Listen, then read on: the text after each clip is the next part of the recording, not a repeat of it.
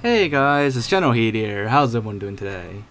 So, for today's video, we're showing you guys a little hidden secret that the giant monitor in Halo 3 has had this whole time. Now, for those of you who don't know or haven't played Halo 3 recently, the giant monitor I'm referring to is the one at the top of the map called Storage. On this map, there is, well, a giant forge monitor or monitor ball, whatever you want to call it. I know everyone has like different names for it, but it's just called a monitor. But it has a giant monitor on the ceiling that looks at you and follows you wherever you go.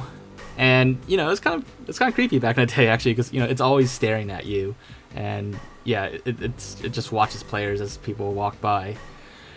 But is that all it does? Is it literally just there just to kind of look around at you, kind of like those like websites where if you move your mouse cursor around, something follows your mouse cursor? If you remember those old sites from like way back in the day.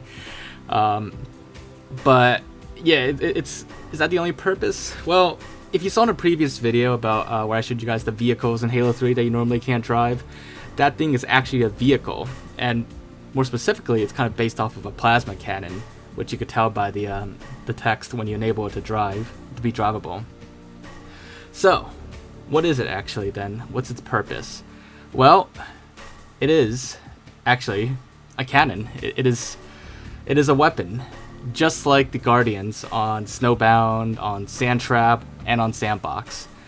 All of those have some kind of Guardian turret on them. You know, sometimes like on Snowbound it's an actual turret, or on Sandtrap and Sandbox like the little Da Vinci Code Easter egg ball. So it's an actual turret that's targeting you and firing stuff at you. Now, the reason why you don't normally see it attack you is because while that monitor up there is a vehicle and has a weapon built into it, the weapon is actually called Monitor Defender, or MON Defender. It doesn't actually fire anything at you in normal gameplay because there's no projectile assigned to it.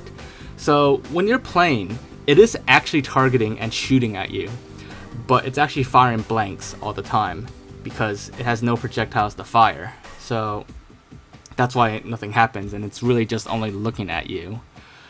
So, yeah, next time you're playing this map and you see it looking at you, just remember that it's actually trying to shoot at you. It is aggressively trying to attack you, but it has nothing to attack you with.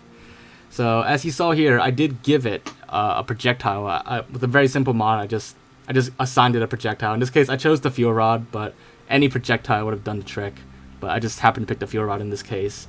Because, you know, if I'd used like a rocket or something, it would have killed me instantly probably. But yeah, so as you can see, that's its fire rate. I didn't change any of the weapon specs. That's the actual fire rate of its weapon when it targets and fires at you. And you can see where it fires from and how accurate it is. It's not the most accurate, but that might be because the projectile I gave it.